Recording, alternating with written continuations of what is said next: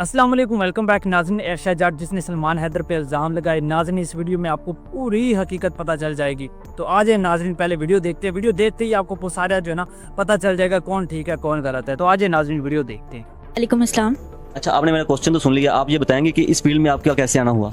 इस फील्ड में ना मैं कहती हूँ जैसे मैं आई ना बहुत मुश्किल से मैं आई हूँ। मतलब मैं ना गांव में रहती थी, लाहौर में नहीं रहती थी मैं, इसलिए मैं भावनगर से हूँ। तो पापा ने बचपन में ना छोड़ दिया था। जब वो छोड़ के गए ना तो हम लाहौर में आ गए थे। मतलब लाहौर में इधर रहते थे लेकिन यहाँ से छोड़ के ना गाँव चले गए थे। नाज़रीन, दूसरी ये शादी वही हमने आयशा कर ली। तो यहाँ पे ना मैं किसी के घर ना अपनी मम्मा के साथ कुकिंग करती थी। तो कुकिंग वगैरह उनके साथ करने जाती थी। कोई भी काम करोगे कोई छोटा बड़ा नहीं हो जाता, ठीक है। कुकिंग वगैरह करती थी। वहाँ पे ना मुझे किसी ने बोला कि प्रैंक होते हैं। मैंने कहा प्रैंक क्या होते हैं? तो मैंने फर्स्ट प्रैंक किया था खाना का, ठीक है। प्रैंक किया, एक प्रैंक किया, फिर दो किया, ऐसे ना आस्ता आस्ता मैं इस फील्ड में आई। फिर लोगों ने मुझे कहा आपकी लुक अच्छी है, आप नीलो मुनीर जैसा तीला ही आपके ये वो, तो आप ना शूट किया करो। मैंने एक शूट किया, फिर मुझे इंस्टाग्राम पे मैंने लगाया। टिकटॉक पे तो माशाल्लाह मेरे अभी 1 लाख फॉलोवर होने वाले और मतलब 60 लाख लाइक है। आस्ता आस्ता ना मैं शूट में इतने कर चुकी कि आज मेरे साथ खुद लोग ना इंस्टाग्राम पे राब्ता करते हैं कि आप ये हमारा ब्राइडल शूट करें। आपका जो सफर है वो प्रैंक्स की वीडियो से स्टार्ट हुआ और आज आप ब्राइडल शूट्स की तरफ चली गई। ये कितने अरसे में सर आपने ये सफर तय किया? पहले मैंने 1-2 मंथ ना मतलब ऐसे प्रैंक किए, बीच में प्रैंक किया। फिर एक मुझे शूट की ऑफर आई तो मैंने शूट किया। फिर मुझे ना एक ड्रामे की ऑफर आई थी। मैंने कुबरा खान और मयूसिद के साथ ड्रामा शूट किया। मैंने 3 सॉन्ग शूट भी किए, 3 गाने भी आपने शूट किए हैं। तो आप महीने का कितना कमा लेती हैं? कम से कम भी ना 7-8 लाख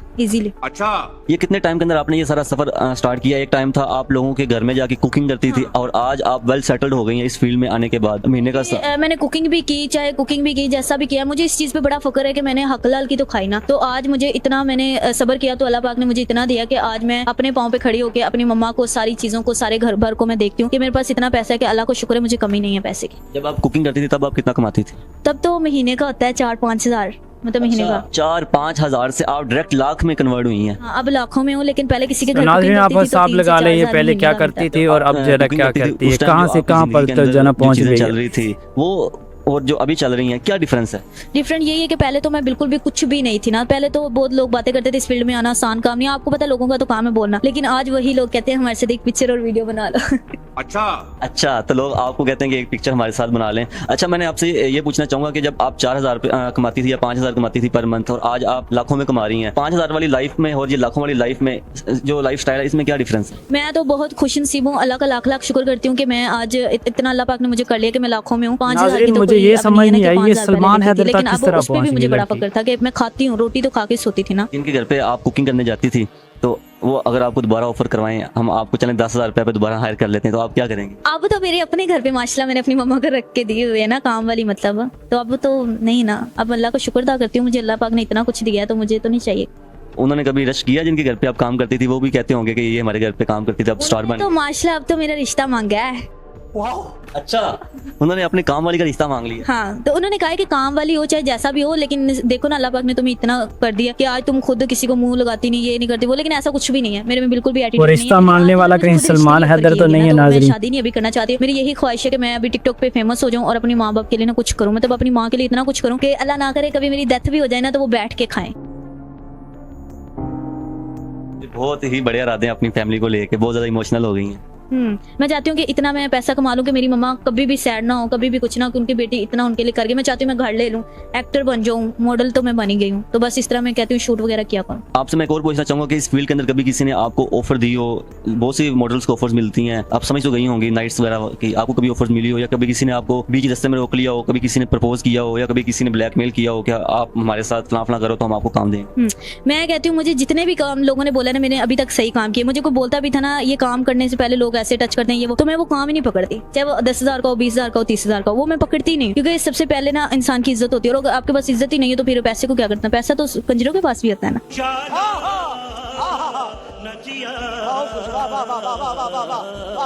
अगर आपको कोई कहे कि हम आपको अब 1 जो करोड़ इज्जत रुपया जो है ना देंगे शरेआम और हो आपने गई, हमारी जो उसका demands क्या हैं, उसको पूरा करना, उसके बाद हम आपको शूट भी देंगे और कोई बड़ा प्रोजेक्ट हो तो आप वहाँ पे आप क्या करेंगे?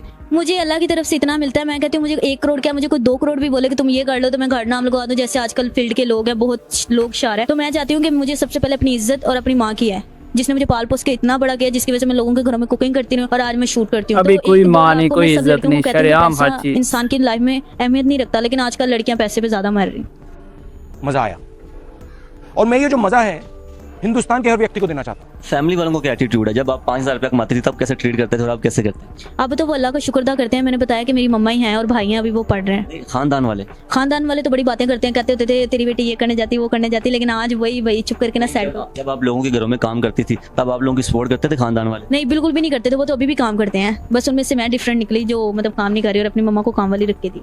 अच्छा, और आपके खानदान वाले आप लोगों को मुंह नहीं लगाते होंगे और अब वो कहते होंगे भाई आयशा की बात ही क्या है? हाँ, अब तो उनको पता है ना कि कमा रही है ये वो। अब तो वो इस बात पे हैरान है कि यार हम खुद लोगों के घर में काम करते और इसने अपनी माँ को काम वाली रख के दी।